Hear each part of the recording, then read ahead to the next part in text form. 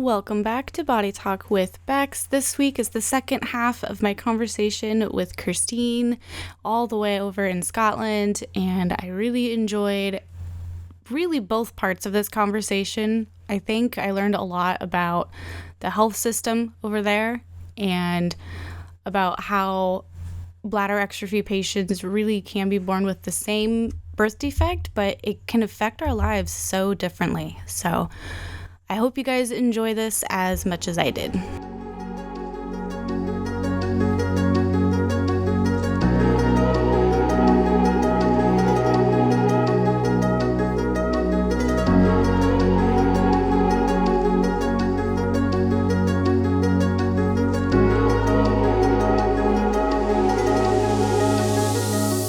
Kind of jumping off of that track a little bit based off of something that you said.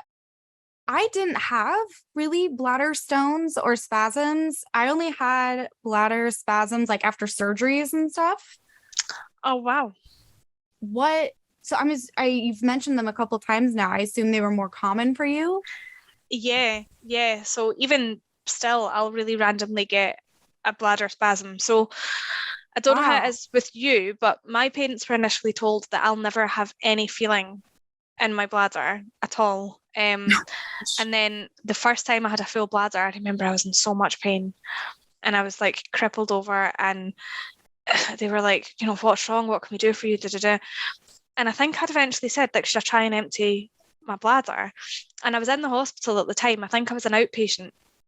And I said, should I try and empty my bladder? And they'd said, well, you can't feel your bladder, but you can give it a bash if you want.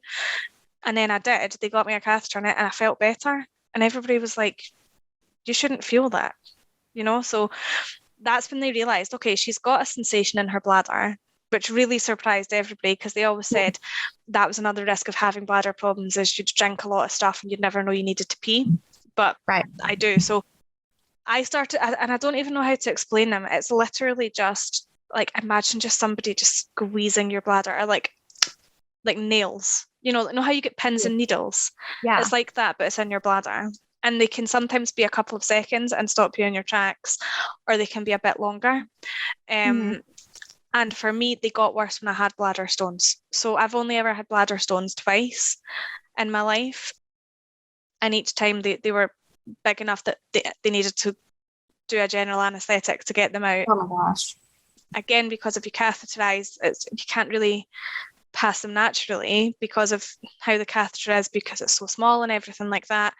Right. But that was pretty painful stuff, and that was stop you in your tracks pain.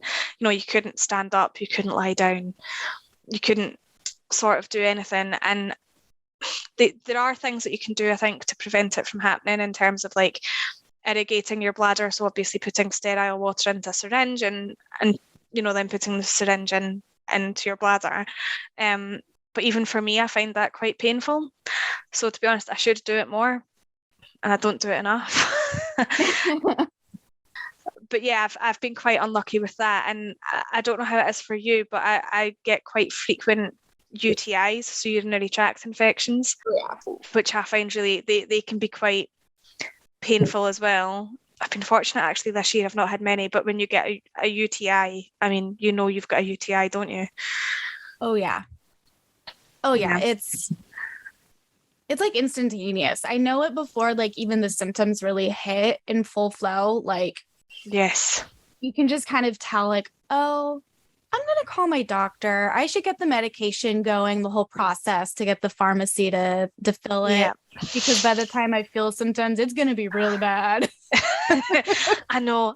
You just get this kind of sudden twinge, don't you? And you're like, oh, okay. There's like a sudden ache and you're like, oh, that's not in a good spot.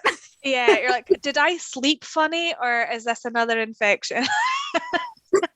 Yeah, I'm like that with my doctor. I'll just phone them, and I'm quite lucky now because my GP will just be like, if you say you have one, you have one. I'll prescribe you antibiotics. Mine too. Yeah, it's not a case of, bring in a sample and we'll test it. It's just, if you say you have one, you have one. Yeah. He still has me bring in a sample because sometimes I get like really weird strains of the infection. And so like sometimes she'll need to like prescribe me like a certain type of medication. So she still has me bring in a sample, but she usually gets me started on something at least. And then that way, when she has time to actually culture it, if she has to change it, at least I've already gotten on something. And yeah, so if it's not making a huge difference. Yeah. Yeah, it's maybe a bit of a placebo thing as well, isn't it? Even if it's not totally fixing the infection, you feel like there's kind of something in there really fighting it off. Yeah, well, and sometimes it like will ward off the symptoms so that like I feel better, even though it's not attacking like the actual infection. It's like attacking the symptoms. Yeah. And then the different medication that's actually for the strain will then attack, of course, the strain and make it go away. But oh, that's quite interesting. I've been fairly fortunate in that the same antibiotic tends to work. I've had so many different strains of infection. It's ridiculous. I've had so many different kinds of medications. There was one, I was having UTIs so regularly that my body built up a defense against it, and we like can't even use it anymore. Oh my goodness. Oh no. Yeah. That was when I was 11. Was it just because you were always on the same one that your body was just like, yeah, I think it was Zipro, I think. I don't think I've heard of that one actually. Yeah, I had reoccurring UTIs every 2 weeks for an entire year when I was 11. And so my days. Yeah, I would be like on medication for a week, and then I'd feel better and I'd run out of pills. And then within like 3 days, I would start feeling symptoms again. And so then I'd go back on the medication, and it was just that loop over and over again for like a whole year. And then my body built up, when you're on medication that long, the strain built up a defense against it. Yeah. So then we had to switch it up and try to figure out what would actually work. And my God. That must have been quite scary as well, though, thinking, are you ever going to actually shift the infection? Yeah. I mean, I think I was so young at the time, I didn't really realize like how bad it was. I was just like, oh, I feel crappy again. And like I got really good at spotting like when I was getting sick again. And like my mom learned like what parts of my body to press to see if it was in the kidney or if it was like in my bladder this time. And okay. She kind of like learned to ask certain questions like, does it feel like sparklers? Does it feel like a dull ache? Like, wow. Oh my goodness. They just become medical professionals themselves, don't they, parents? we do. It is funny that. But yeah, I remember when I was younger, I was put on a regular, I think it was like a nightly dose of trimethoprim. And I think it was a very light one, antibiotic, but I think it was more to try and prevent UTIs from coming. But then I think something similar happened, which was because I'd had it for so long. I don't think my body had built a resistance up to it, but I think my new surgeon had basically said, listen, she's been on this for years. If she has an infection, trimethoprim's not going to touch it. Yeah. So they did stop that. So if they ever try to prescribe me that now, I'm like, I might not have that might just not touch the kind of the sides of it, so I have to ask for different ones. But you might be the same, but when they tell you you're getting a specific antibiotic and you have bad side effects and you think, oh no, not this one. And for me, it's always the antibiotic that gives me the worst side effects that they give me. And I just think, oh, what's worse? The side effects of the antibiotic are just like this infection run its course. And obviously you can't do that with an infection, but you do hear the antibiotic you're getting and your heart can sometimes sink a bit. You're like, oh, yeah, that one. Definitely. I had one, my doctor had to prescribe me a medication. So I had a UTI like 6 years ago where my body basically built its own strain of UTI. Wow. And because she didn't know like what it was after studying it. And like the specialist I had been seeing, I put air quotes on that because she sucked. So I don't really know how much of a specialist she really was, but right. Okay. I hear you. But she kept prescribing me the same medication over and over and over again. For the infection, but she never actually looked at my culture to see what the strain was. So she didn't even know if it would work. But she was having me come in and leave samples. And it's like, so why aren't you looking at them? Why are you prescribing me the wrong medication? And it was an ongoing thing for like 3 or 4 weeks where I would finish the medication for 4 days, you know, the 5 days and whatever. And then I'd call and be like, yeah, I still have an infection. She'd be like, okay, we'll come in and bring a sample. And so I would come in and bring a sample, and she'd prescribe the same medication. And I tried calling like several times and being like, so that medication didn't work. Why are we prescribing the same one? And I eventually called my general physician and explained what was happening. And she was like, all right, well, I'll get the test results from them for the culture. So basically, she made the culture actually happen. Wow. And she the strain and was like, I've never seen this before, but I think this really old medication from like the 80s will work on it. So, my goodness. Yeah. And then I had to wait 3 days for the pharmacy to fill it because they had to special order it from someplace. And it had some pretty gnarly side effects. Oh no. It knocked me on my butt. Did it just make you feel nauseous and tired and gross? It gave me crazy diarrhea for days. Oh my goodness. It was not a fun medication to be on, but it kicked the infection. That's what you need. Yeah. Like I would rather go through like 3 days of not feeling good and have the infection kicked than have like 3 weeks of back and forth. Yeah. And I think that's the thing as well, though, when you're younger, is learning that actually take this medicine, which is an antibiotic, it'll make you feel really bad for a couple of days, but then you'll be fine. Whereas if you let an infection linger, then one, the damage that it'll cause, you know, or that it could cause, and two, you'll be sick for longer. And it took me a lot longer than it should have to realise that. That actually, I'll take the antibiotics and I'll suck it up for a couple of days. I used to always be like, no, I don't want antibiotics. I don't like them. They make me feel really bad. Totally ignoring the fact that I wasn't sleeping at night and my bladder was sore and my back was sore because my kidneys hurt. So yeah, but it's better than antibiotics. It's not. It's not. But it took me longer than it should have to really kind of realize that. And I was like, actually, I'm really sick for like a month before I do anything. Like, I'll just take the antibiotics and I'll be fine.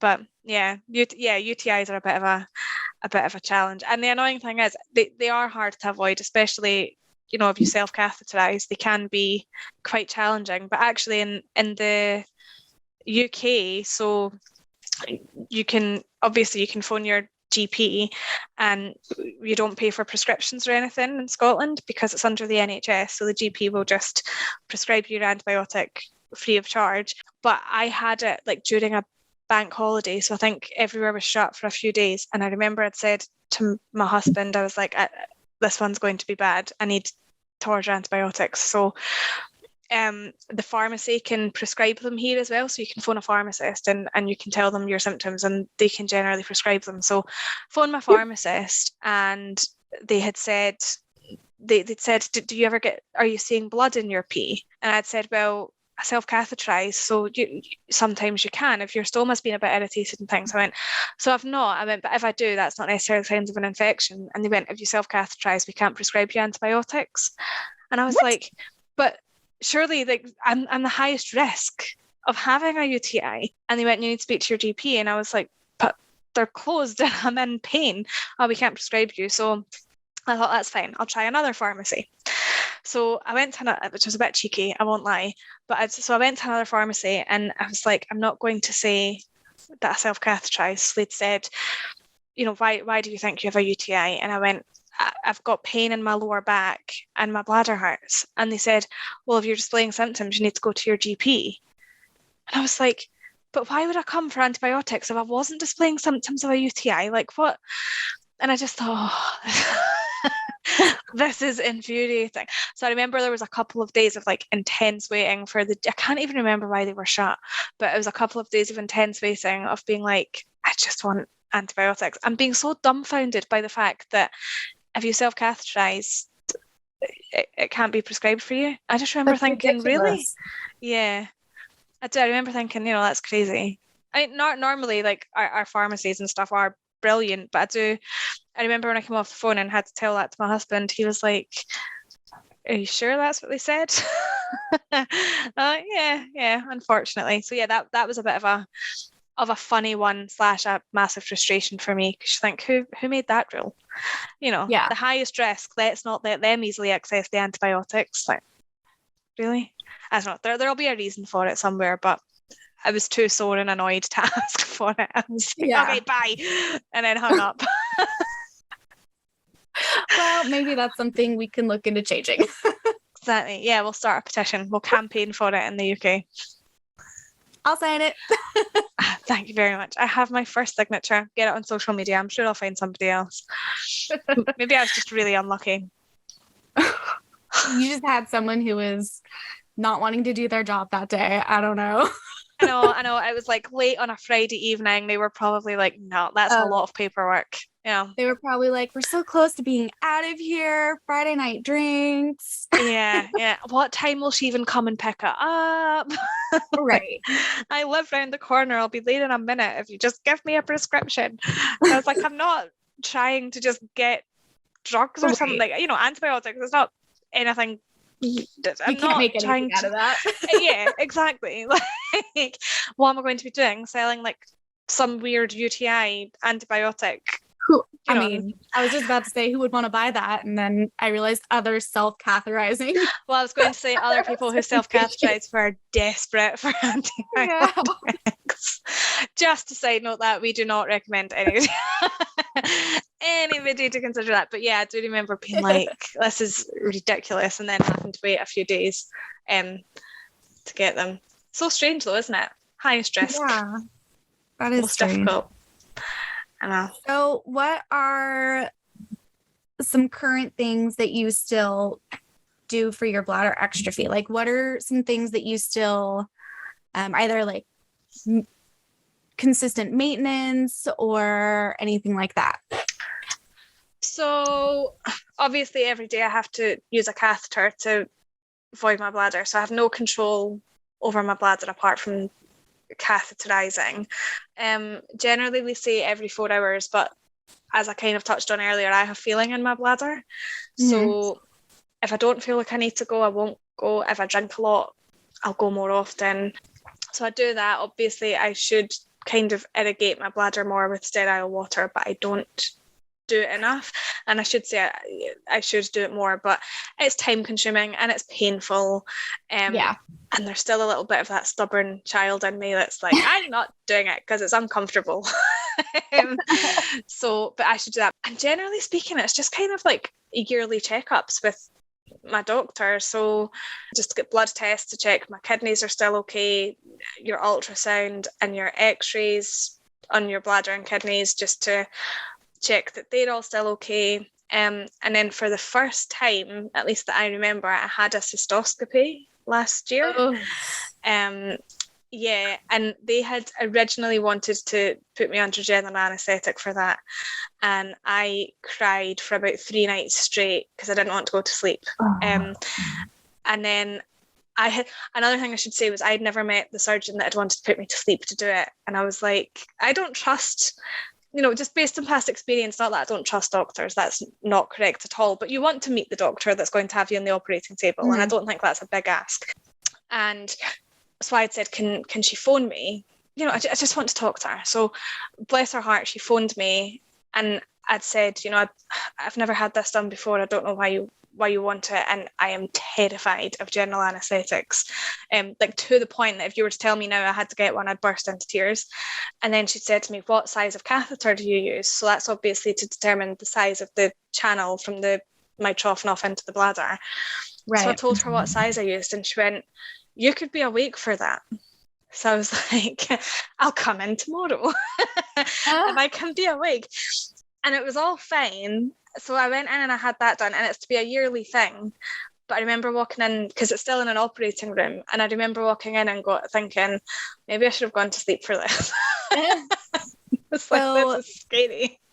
So for your cystoscopy, they went through the Yes. Yeah. So lucky. Do they not do it that way for you? Well, no. So I actually had my Mitrofanoff removed when I was 18. Oh, okay. Yeah. So they shove a tube up where you normally would go pee from. Oh my goodness. But I have like a crap ton of scar tissue from, of course, multiple surgeries and everything like that. And so it's super painful and it is not a fun experience. So general anesthetic, yes, please, for that. Yeah, I think, oh my goodness. They just wanted to put, last time they tried to do one, they just put some numbing cream on it and that's it. And then, my goodness. Of course, because our bodies are so different, like the channel is at a different angle than the doctor was used to. And so she messed up. Not messed up, but she didn't know. So she stuck the tube in and it didn't work and she pulled it back out and had to start over like 2 times. But at a certain point, she also like scraped all of the numbing agent off. And so it wasn't doing anything anymore. And it's so painful. Oh my goodness. Yeah. Oh no. Yeah. I mean, I'd probably... through the Mitrofanoff, hell yes. I mean, yeah. And you know what? It was fine. It was a bit uncomfortable, but it was uncomfortable because they were like turning the camera and doing whatever they need to do. But I will say that for the doctors and nurses that were in the room, like they absolutely smashed it. They kept my mind off it completely. They were like, do you want to talk about it or do you want to talk about something else? Because we can talk about what we're seeing on the camera or we can talk about something completely different. And I'm normally like, I was just like, yeah, talk me through it. What are you seeing? What are you looking for? But the way they did it, they were just so good at not making it feel like a medical procedure that I was really grateful actually for them. And, you know, I get anxious around new doctors just based on past experiences and whatever, but they were like amazing. So when I came out, I felt okay, but they do a bit of a local anesthetic cream on the camera. And I remember thinking, I don't know why, I think I've been a bit daft, but when they said local anesthetic, I thought they just meant they would numb me from like the waist down and I wouldn't feel it. Right. So into the room, I was like, I've not had my local anesthetic. And like the nurse was clearly trying not to laugh. And she was like, oh, you know, well, we just put that in the camera. And I was like, oops. Oh. And I walked in and I was like, I should have definitely been asleep for this. But it was fine. So that's the maintenance for me. It really doesn't affect my life at all. And I know I'm fortunate because I know that there are a few people who have different things. But what about you? What kind of maintenance are you having to do? Kind of similar to you. I do blood work every year, sometimes twice a year to check kidneys. And I was diagnosed with stage 1 kidney disease 6 years ago. So we kind of just monitor that to see how it's going.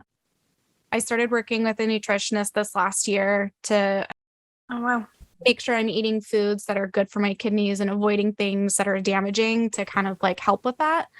Mm-hmm. And I do ultrasounds like I think every other year to check on it.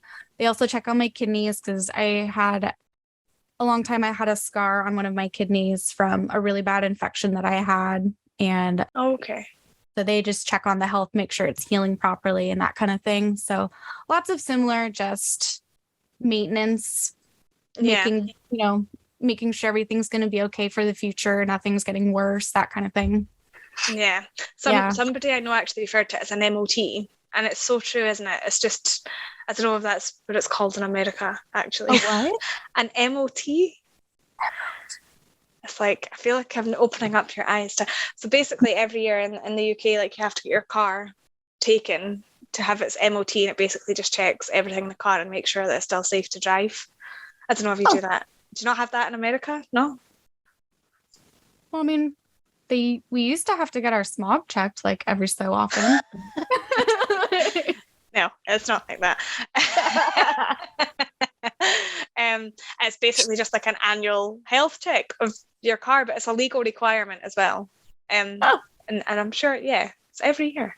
I'm saying this, my husband deals with all of that. So I'm like, but so it's basically just an annual health check to make sure that your car is still fit for purpose. And that's how I see it with Bladder Exstrophy. You've got an annual health check just to make sure that your body is still functioning. Yeah. I try to stay on top of it. I don't know about what your guys' system is there, but the health system I have here, it has like your oh my gosh, I'm blanking out on words right now. I'm sorry. Like your patient portal has like your checklist of stuff that's coming up. So like if you need to have your blood work done every year, it'll pop up with like, oh, you had your blood work done 11 months ago. You should schedule your blood work next month or whatever. Oh, nice. So I usually check that and try to stay on top of it. And my doctor always thinks it's funny when I come in because she's like, nobody else is so on top of like coming in every year, making sure everything's checked.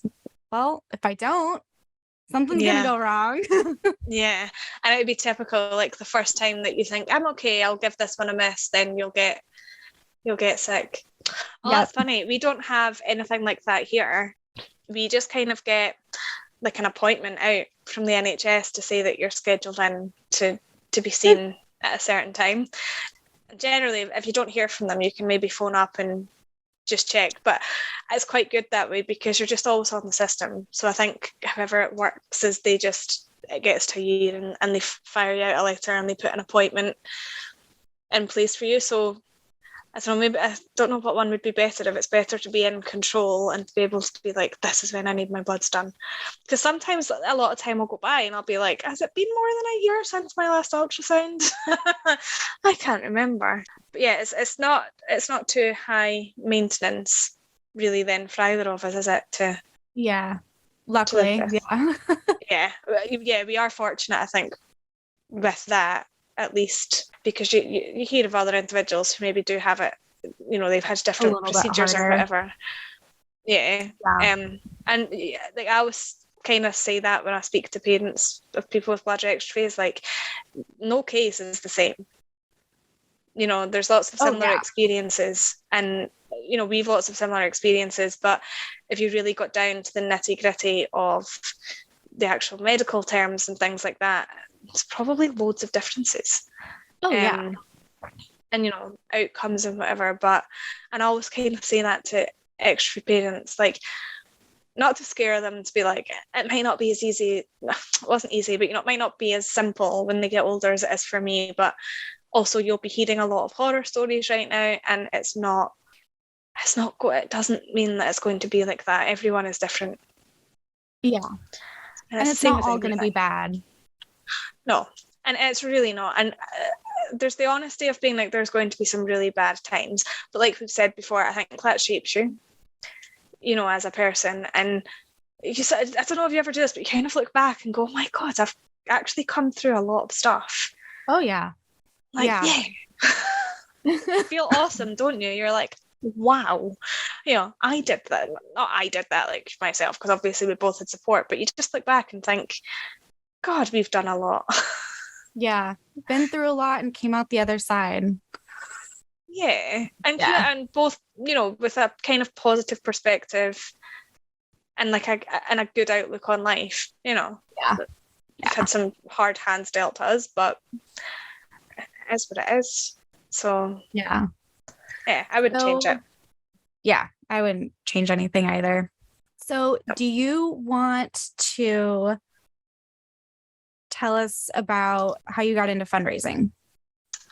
Yes. Because it's related to bladder exstrophy. So it is, yes. So when I went to the hospital down in London, it's called Great Ormond Street Hospital. And that was where the kind of specialist surgeon was. So when I went in there, I was 6, and that was when I had like my big life-changing surgery.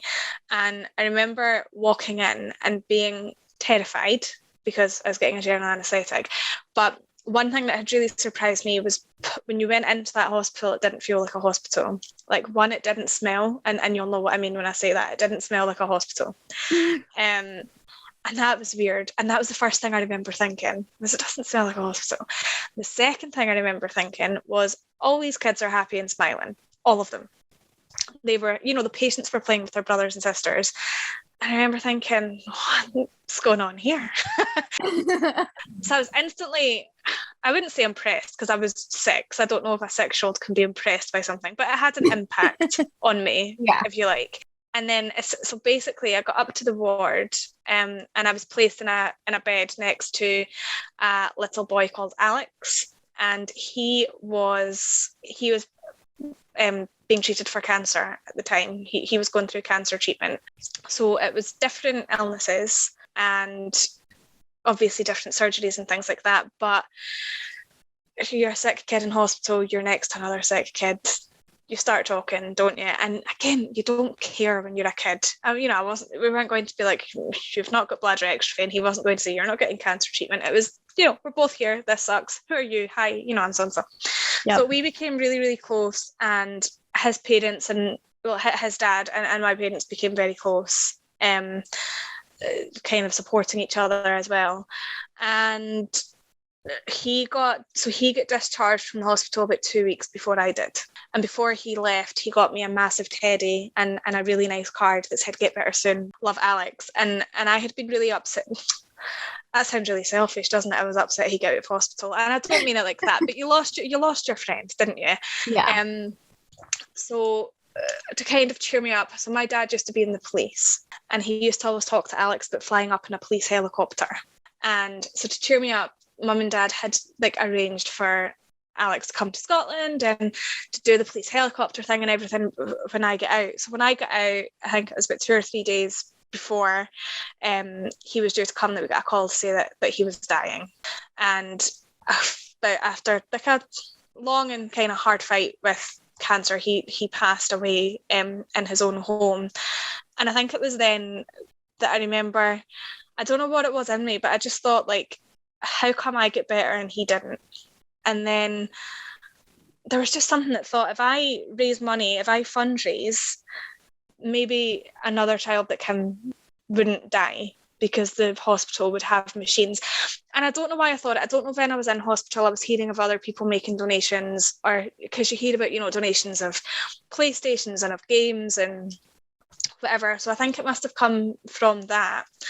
And then that was kind of my drive. I thought, I want to stop other wee boys like Alex passing away, and I want to make sure that the hospital that saved my life, one, knows how grateful I am, and two, gets to continue doing the work that it done and the work that it done for me. And I don't know if you remember, but she used to do, I think, Dancing with the Stars in America, Kat Deely. Oh yeah, I love her. Yes. So she became the patron of the hospital, and at that time she used to present a show called Stars in Their Eyes in the UK, and that was what me and my dad would watch every Saturday night together.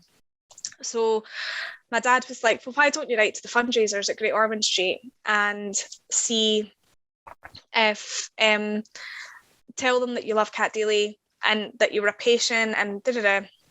So wrote them an email, and they came back and they were like, would you be willing to come and talk about your experiences? We've got an event on at the Hard Rock Cafe in London, and Kat Deely is going to be there. So I was like, anything to meet Kat Deely. And I'd never spoken publicly in my life before, especially, I think when you're young, you don't realise it's such a personal thing anyway, but I'd never spoken publicly or that publicly about being in hospital and stuff like that. But I thought, you know what? I'll try it. If it's a flop, it's a flop, but I'll get over it. So then did that, absolutely loved it, and for some reason they really liked me and the story that I shared. So they continued inviting me along to fundraising events to basically just speak about why the hospital was so important, and it gave me the opportunity to talk a wee bit about bladder exstrophy, but that wasn't the focus of why I was there. It was to talk about the hospital. And then from that, I was credited with helping to raise just over £1 million for the hospital, and I'm really bad, so I don't know what that equates to in American currency. It's okay, I'm really bad at conversions too. That's fine. So I then won an award called the Pride of Britain Award, which is an annual television award show which basically celebrates non-celebrities who have maybe overcome adversity and gone on to do a bit of greater good for people. So the fundraisers at the charity have nominated me for that, which I won back in 2006. And just from all of that experience, I realised that I loved events management. So decided to study it at university, studied events management for 4 years at university, got the degree. And then I think, as with a lot of events management students, I went and started working in hotels and things like that. And it's really weird because even after all like my fundraising experiences, I'd never thought of it as a career that I would do. So I was just in hotels, you know, doing weddings and stuff, which is incidentally where I met my husband, in a hotel. And then about 4 years ago, a job came up as an assistant fundraiser at a charity in Scotland. And I was like, give it a bash. Like maybe I would be in with a shot because of my Pride of Britain and stuff. And now 4 years on, I'm still doing it and absolutely loving it. It's an amazing job. But yeah, again, if it wasn't for having Bladder Exstrophy, I wouldn't have fundraised for Great Ormond Street, and I don't think I'd be a fundraiser now. I don't know what I would be. Yeah. But yeah, so that was kind of my story, and obviously I'll always be a huge supporter of that hospital. And funnily enough, I actually got back in touch with Alex's family about 5 years ago because I got a tattoo of his name on my shoulder, and the writer of the Peter Pan books, so he'd given all of the rights to Great Ormond Street so that all the money that comes through the Peter Pan story and franchise and whatever goes straight to them. So it's his name, and then it's a Peter Pan silhouette, which is quite nice because it's also like the boy who never grew up. And then from that, my mum managed to find his sister on Facebook, and she'd said, you know, did you have a brother called Alex? And she was a bit like, yeah, who are you? Why? And then my mum had told her, and through that I've managed to get back in touch with Alex's sister and family again, which was really nice because she sent me through like pictures of him and stuff when he was younger and pictures when he wasn't in hospital, which is obviously not the way I remembered him. So it was nice to see him like as a healthy little boy. So yeah. Wow. Oh, I just got goosebumps. I think this is the first time I've spoken about it and not cried. So yay. But yeah, so that's basically how I get into fundraising, talking about what I've been through, getting to talk to amazing people who support charities, and this is the professional fundraiser of me coming out now. But yeah, basically getting to speak to the people that were there that wanted to support the organisation, and they did, and thanks to them, yeah, I got that award, you know, and it is thanks to the people who donated to Great Ormond Street that I got the award, because if I went up and spoke and nobody gave a penny, they'd be thinking, her story's not getting us anything. We're not inviting her back. But no, it was brilliant, and yeah, I just can't imagine doing anything different now. Else. Yeah. You get to go out and meet lots of people. Where are you working now? You said you're working for a fundraiser. Yes, so I work in the UK. It's a very well-known one. It's an amazing organisation to work for, but I've only been there for 5 months, so I feel like I'm still finding my feet, and it's working from home, which is nice. But yeah, when you've got a puppy, it's yeah. I'll say that. So we got him just before I got the job, and I always say getting a new job and a dog at the same time is probably not the wisest thing. But yeah, so my job now is basically to get to speak to people who want to support the organisation and say thanks, and very often, and they've got a really personal connection to the cause. So I think I cry nearly every day at work, but in a good way. That's healthy. I know, right? But yeah, like it is what it is. But yeah, you do. You get a bit emotional, and then obviously because of like my connection to Alex, it kind of feels like it's come a bit full circle, because obviously lost him to cancer, and now working for a cancer charity. So I feel like I'm still doing it for him. You know, I was doing it for Great Ormond Street where he was treated, and now, you know, I don't know. It feels strange, but yeah. Love awesome. It. Awesome. Yeah. Thanks for sharing. I know. And that's the story of my life. But yeah. Yeah. Do you have any other last thoughts or stories you want to tell us? Anything that we missed? I don't think so. I don't think so. But just to say thanks to you for doing the podcast, because I think it is important that obviously people get to hear from other people who've gone through the same thing, because Googling stuff is never good. I mean, like, I'll sometimes Google stuff to do with Bladder Exstrophy and I'll get the fear, even when I'm reading it and I'm going, that's ridiculous. That very seldom happens. So yeah, if anybody, has just found out that they're going to have a child with bladder exstrophy or has just had a child, don't Google anything. Yeah, definitely. I mean, even for the first podcast that I did, where it was like I was talking about my experience, I did a bunch of Google research, essentially. Yeah. Into different statistics, like how common it is in females and just like what it is. And I think I scared myself silly reading it. Like, none of that happened to me. Stop it. I know. But it just sounds so much worse, I think, than what it is. And do you know what? Maybe it is actually not as bad as it is, but maybe just because we've gone through it all, it doesn't feel quite as like, but yeah, I think the fact that you're doing the podcast is really positive, and you've got a positive spin on it, which I think is really nice. And I think, have you been in touch with, or are you getting in touch with quite a few other people? A few other Tom people. had said so. Yeah, he's been really great in sending me a few contacts. Yeah. So. He's very, he knows everybody. I don't know how, but like, he knows people in the UK that I don't know. And he's like, they're from Scotland, just a couple of hours away from you. So I gave them your name, and I'm like, how did you meet them? how did you come across this one? And he's like, oh, I don't know, just okay. But yeah, no, it's really good that you're doing the podcast, and I'll share it with my networks, because I think it's just an awesome thing to do. It's raising awareness, isn't it? So, and it's probably quite cathartic for you, I would imagine, to just kind of speak to lots of people. Because I mean, it's like we were saying, we didn't really realize when we were younger how different we were. It's like that hindsight of looking back and being like, wow, my experience really is that different from the other kids that I was going to school with, and I had no idea. I mean, a semblance of an idea, but I didn't understand like the whole of how different it is. All of it. Yeah. And I think one other thing that would be good, obviously that's probably a whole other podcast, but a lot of people, even our age, are very anxious about dating and telling people. And I don't ever remember telling my husband about it. I can't remember. I think I just sort of slowly started telling him things, like I use a catheter to empty my bladder.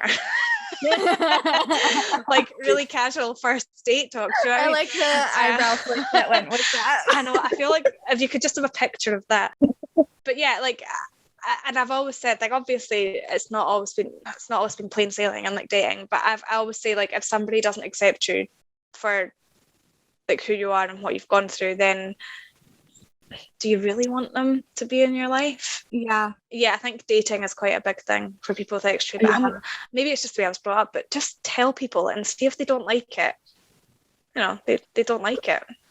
Yeah, I mean, if they can't handle it, then they're not right for you. They're not meant to be in your life long term. Exactly. And I always say that I'm probably the only girl that my husband knows that can write her name in the snow with P. He's like, so that's so weird. And I'm like, but it's true, isn't it? So, there are bonuses. If anybody's looking for a chat up line with extra, that one didn't work. It did. It grossed him out a little bit, I think. But I was like, yeah, but and I can't pee myself, so that's also a bonus. That's also a plus. I spent like 7 years of my life just constantly doing it, and now I can't do it at all anymore. So, but yeah. I think that's kind of everything covered, isn't it? Yeah, I think so. Well, thanks for coming on. I really appreciate you for having me. The time to chat. Oh no, thank you for having me. It was lovely to finally get to meet you. Yeah.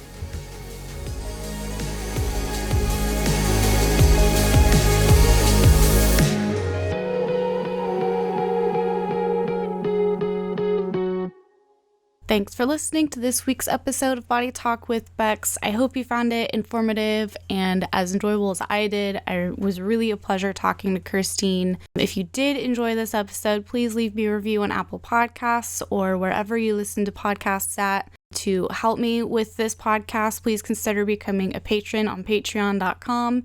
If you're interested in sharing your story or know someone who is, please feel free to reach out to me either on my website, www.bodytalkwithbecks.com, or you can find me on social media.